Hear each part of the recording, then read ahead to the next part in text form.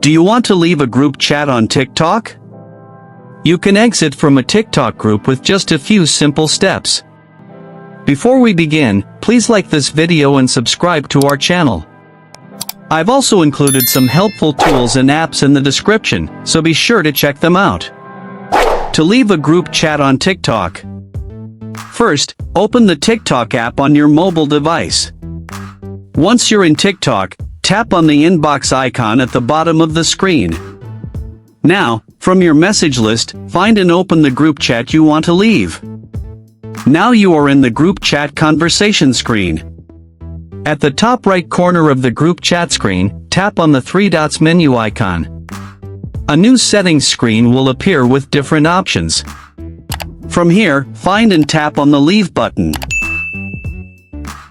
A confirmation pop-up will appear. Select Leave again to confirm your choice.